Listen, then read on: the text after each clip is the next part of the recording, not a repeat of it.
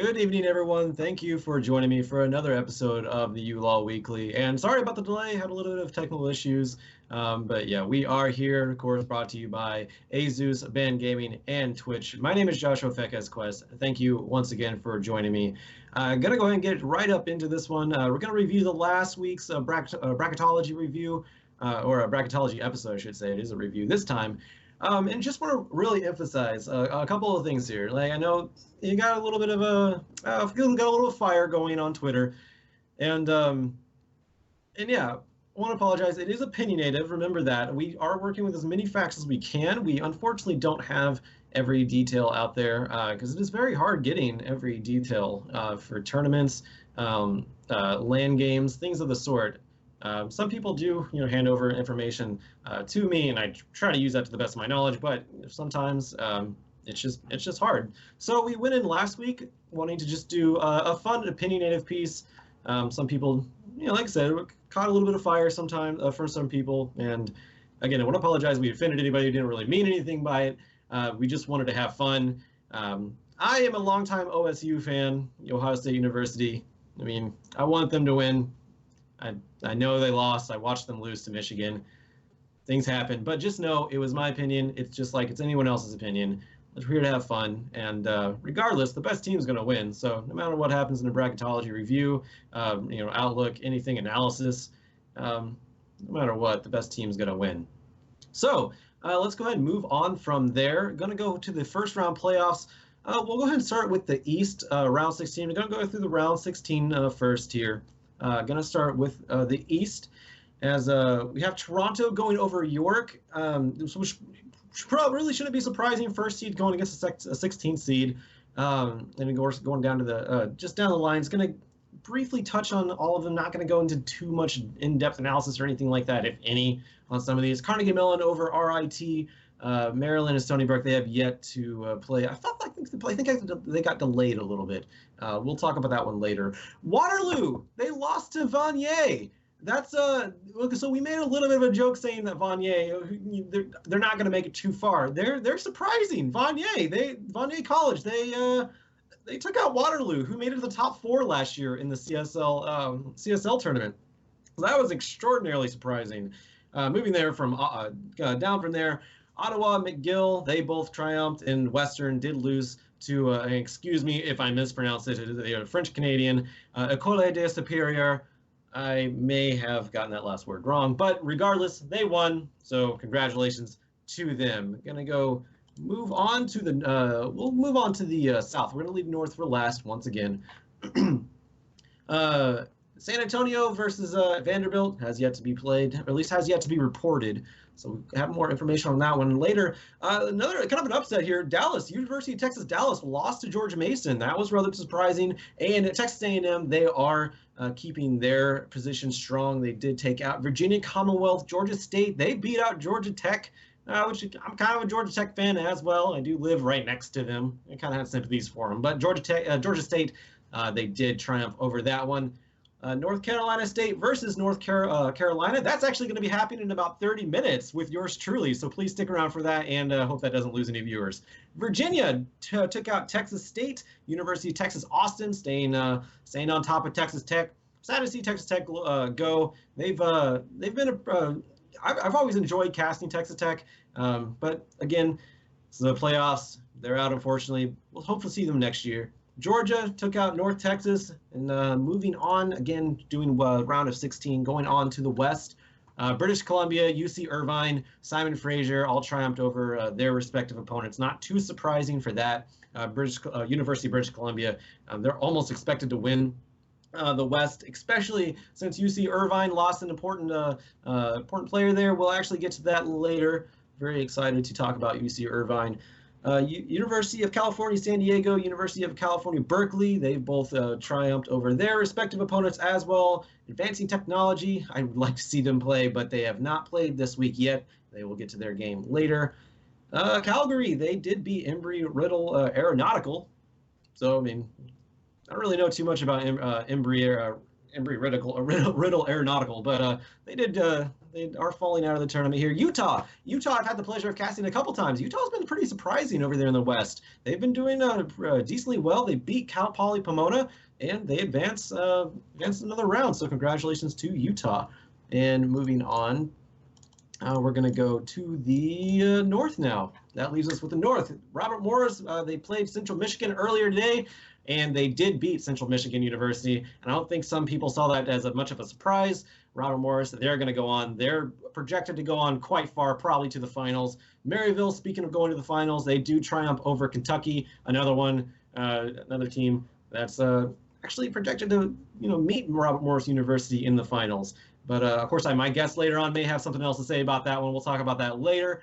Kansas, University of Kansas versus Indiana, Purdue, and Indianapolis. I actually casted that one. Kansas, University of Kansas, pretty much destroyed them. You can go back and watch that game. I wasn't too happy with game number 2 for personal reasons, as a caster. But game number 1 was very entertaining. Columbia College, they triumph 2-0 over Minnesota State and Mankato. Chicago beats Cincinnati, and that's unfortunate. I am actually from Cincinnati, for anybody who wants a fun fact about me. Poor Cincinnati. I don't really think they stood too much of a chance, but they're getting better. Every college is getting better every year. I'm excited to see them next year as well. Washington St. Louis taking out Miami. Manitoba and St. Louis College Pharmacy, they have yet to play. And Grand Valley State did triumph over Wisconsin Stevens Point. We're going to touch very briefly onto the round of 32. We'll go and start in the East.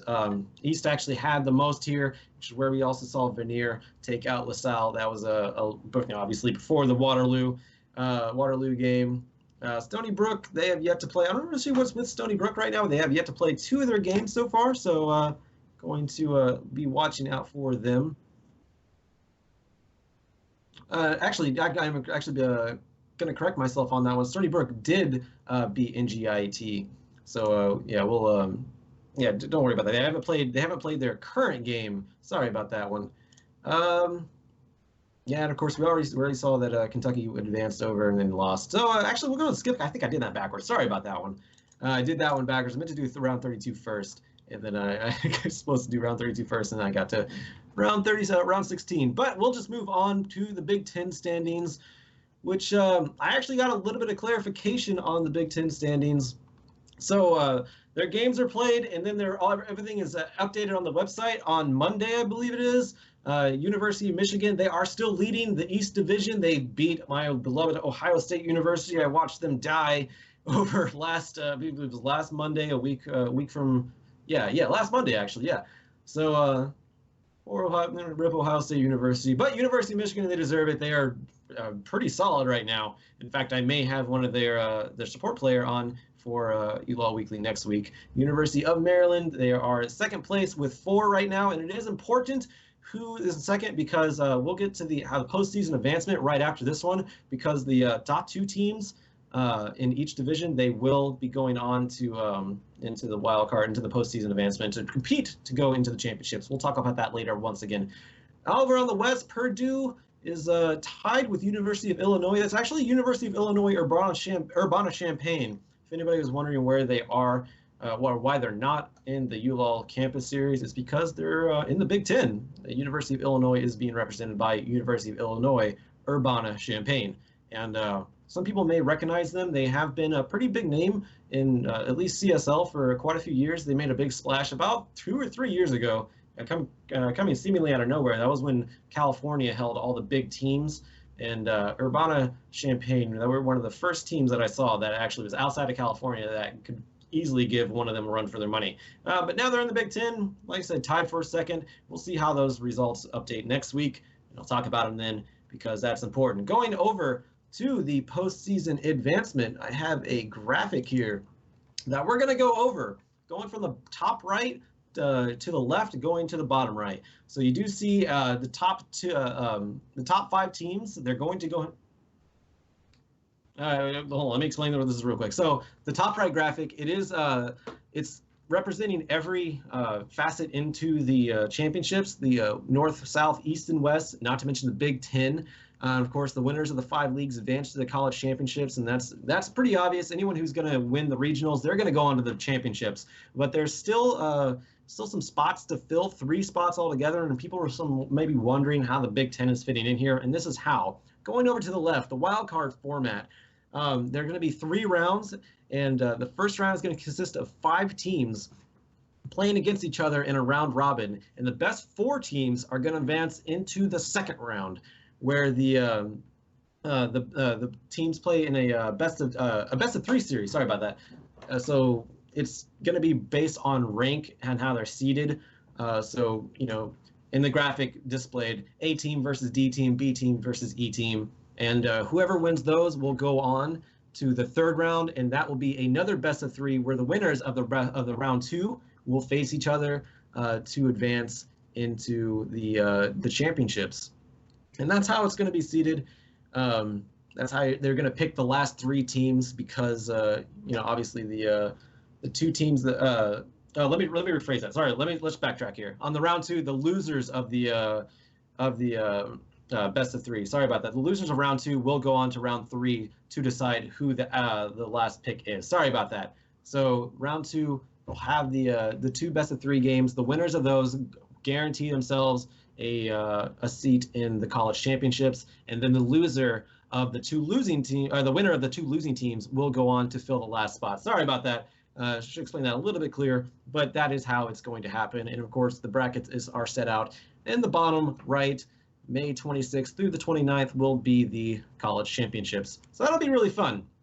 But gonna go on to a little bit more of a personal note. I've been casting League of Legends in the collegiate field for quite a while, 3 or 4 years now. It's always beautiful seeing people advance and go on beyond their collegiate potential. And I want to give a shout out to Young Ben of the University of California, Irvine. Very much congratulations to you, Young Ben. He was, if anyone's kind of in the shadows on this one, he was recently drafted to the ADC position, the marksman carry position for Team Liquid. And he played his first LCS game this weekend, which is very exciting for him. Piglet, of course, went to the mid lane, where he did pretty phenomenal too. If anyone missed that, go check out Team Liquid's weekend games. It's a spectacle. I know they beat Immortals. I didn't actually get to see all of them, but the games I did watch, Team Liquid, they won. That means Young Ben, he has a good record in the LCS so far. So congratulations on the W for that one.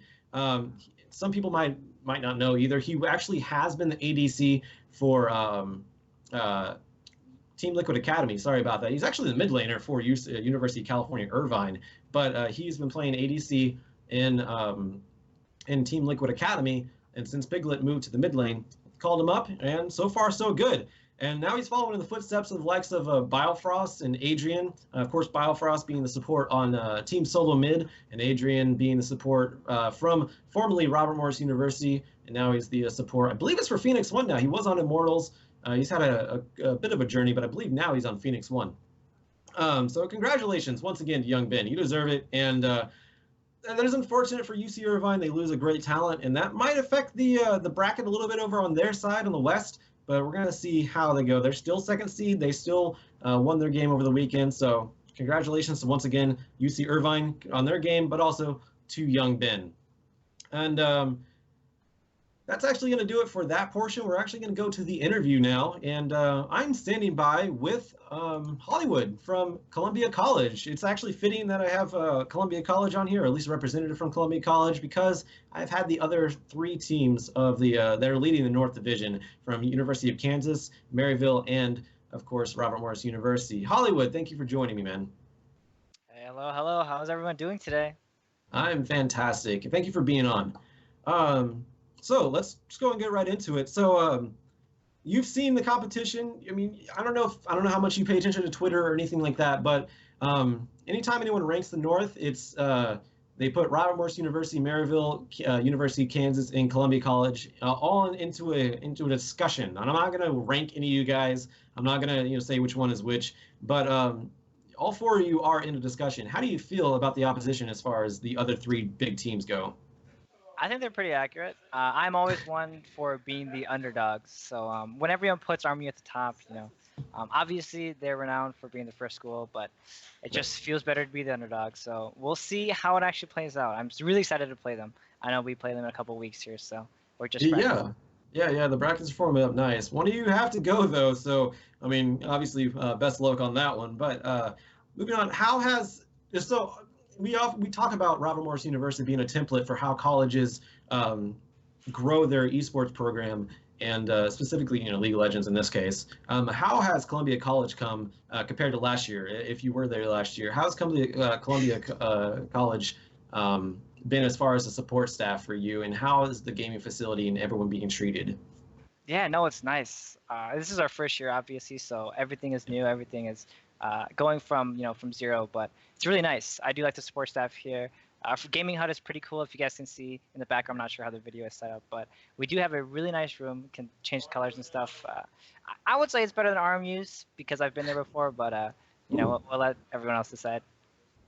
I mean, yeah, anything. This is the first thing I pointed out. You have a carbonated Han Solo in the background, so you automatically have my love for that facility. How has it? How have your team evolved from the first game? So this is the first year that Columbia College has been a real big force. Were you in Columbia College last year? No. I seeked out Columbia College after I heard they were doing the scholarship program. And Okay, I'm so all actually, for. Oh, sorry. Go ahead. no, go on. I'm all for just doing new things, trying new stuff out. So excited to be in the inaugural season. Yeah, so that's interesting. So it's automatically already attracted a talent to their school, just like any other collegiate athletic scholarship would. So how has the team evolved from day one to, I mean, coming up right now? You guys are advancing into the tournaments pretty well. How's the team evolved? How has the atmosphere evolved? And how has anything like on the campus evolved, helping you get to where you're at as far as the team goes? It's been a wild ride. I never knew how much I would go through with these guys. If I were to go back 8 months from now, I would never imagine what was gonna happen. So when we started back in April, back in May, we just all 5 random players. It's always how it starts out, and just over time we just meshed, and now we're a team. So ready to show the world what we've been doing here for the past 8 months. So that's actually interesting too. So you guys just met 8 months ago or so, and you came from another college, or at least went to this college to play League of Legends athletically. How? Hold on. Let me figure out how to word. Yeah, let me figure out how to word this one real quick. I'm trying to think. How does the drafting go as far as picking who was the mid laner? Like how did you get there? And they picked you. Was there any sort of tryouts? Was there a trial? I haven't actually got to talk to anybody that has started from, day one with the day one of the college program as well. So how did that process go, picking out the players? We send in our esports resume, if you will. This includes our top champions, our roles, our ranks, etc. And when I submitted mine, the coach had emailed me the day after, so obviously he was paying really close attention to it. When we did get those esports resumes in, we just did a bunch of trial games, as you would imagine, and we just figured out who worked well with who, and that's how we got there. And that just happened with everybody? I mean, I'm assuming that, it attracted you. I'm assuming it attracted a lot of talent, yeah? Oh yeah. Trials were no easy task. Every time this new mid laner came in, I'd be like, all right, I got to beat this guy so I can make the team. Stuff like that. So. All right. So it was just a lengthy process in general. How has the support from the actual school been so far? Do you have any interaction with them of any sort? Yeah, it's awesome. Actually, the president. It was the president's idea. When I had toured campus, he actually asked me to visit his room, to visit his office rather, and we were talking there. And I was talking with the president of the college, and he was just so very happy about the whole esports program. And if he shines a good light on it, then everyone will also do the same. The soccer players, the football players, they're like, oh, these guys are playing video games. Why can't I do that? So it's actually pretty cool, as opposed to some other schools who just don't really see it as like a actual sport, if you know what I mean. No, I understand. Well, going through the brackets, let's go back to actually playing League of Legends here, and how your viewpoint is on that one. how do you prep for these sort of tournaments? Do you guys have a strict regiment? Because you're going to go up to some pretty heavy opposition pretty soon. I mean, it's getting narrowed down very quickly. How does a school like Columbia College, where it's still relatively new, how do you guys prep for something like this? Because again, it's new, it's this uncharted territory, and you guys so far have been navigating very successfully. How do you go from here, though? It's the question that everyone asks, right? How do we prepare for a team we've never played? Scrims are usually kept private, so we don't have a video footage to look at. Um, we'll just have to see. We'll just have to keep practicing and do our best. I think it's not the question. It's not a question of who's a better team when we play. It's the question of who can play the best, on that specific day. And I think if we, this is going to sound totally cliche, but I think if we just try our best, I actually think we can take out the top teams. I mean, that's fair enough. Whatever works. So you guys are all friends, I'm assuming, at this point, the team. Yes, yeah, we're all really close. Do audio, please. So how do you feel like the friendship has actually made your in-game play a little bit better? Because I have heard a lot of people, I mean, so like Double Lift and Aframo, and then now over to Biofrost and Double Lift, things like that. But as a team, as a whole, I mean, you hear about friendship having a little bit more affecting cohesion in gameplay. Has it affected you guys at all, or are you guys mostly already? You said you're friends. Has that affected team play in a positive light, which I would assume it has, or compared to say when you first started? Do you feel like you were a little bit more comfortable just being all right as a loosely based team that all had great players? Oh yeah, no, at the beginning it was really tough. I know if I didn't know my players, I didn't know what kind of things they did. I wouldn't trust them as well. My jungler would go do stuff by himself, and I wouldn't be there to help him. And it's just because we didn't have that trust factor yet. And we just started school together, and I got to know him better. And now I trust him 100% of the time. So, or even my AD carry or my support, I'll trust each other. And yeah, I think friendship does go a long way. You can't have like a bunch of guys who aren't actually friends to do well.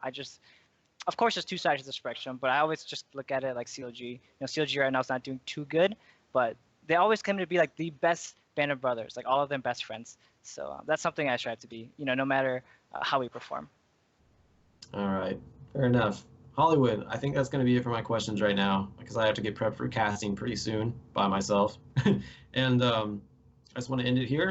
Do you have any shout outs you want to give to anyone you want to thank, or any messages you want to send to any of the other teams, or anybody, anything at all you want to say? Yeah, no, thanks for having me here. I appreciate it a lot. I know that ULoL is going to be huge, the hot topic here, but we do have Midwest Campus Clash coming up on the 8th of April, so maybe we can do something, another session about that maybe sometime or somewhere in the near future. So. Yeah, and of course, Midwest Campus Clash is teamed up with CSL to provide the prizes and event hosting for that as well. So I'm excited for the Midwest Campus Clash. But thank you once again, Hollywood, and good luck in the brackets, and see you later, man. See you around. Cool. Thank you. Thank you. And that's actually going to be it for the ULoL Weekly this week. My name is Joshua Pheqes Quest. I am about to cast a game, so like I said, I'm going to go ahead and get prepped for that. And of course, if you wanted to know the game, it is, one second. It is North Carolina State versus North Carolina. Sorry about that. Number 5 seed versus the number 12 seed.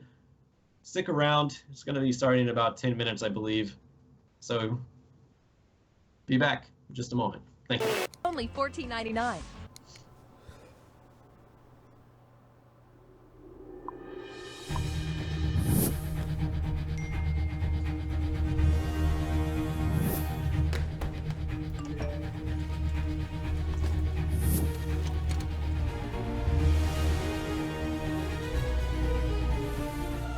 Don't miss the call.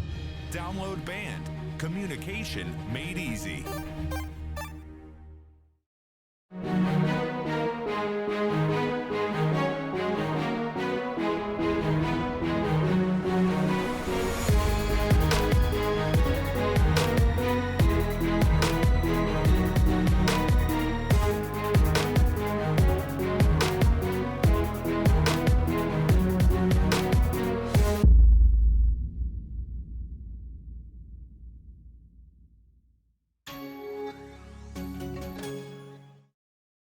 Ben, Sam, and Ken are on separate journeys to defeat the menacing Vile Dragon. But let's just say luck isn't on their side. If only there was a way for them to find each other and band together. Well, that's why there's Band. It's a mobile app that allows people to come together using common interests. With Band, you can find fellow gamers, chat, schedule gaming sessions, and conduct polls. Stage epic battles with friends while sharing videos and photos along the way. So try Band today. Band. Be together.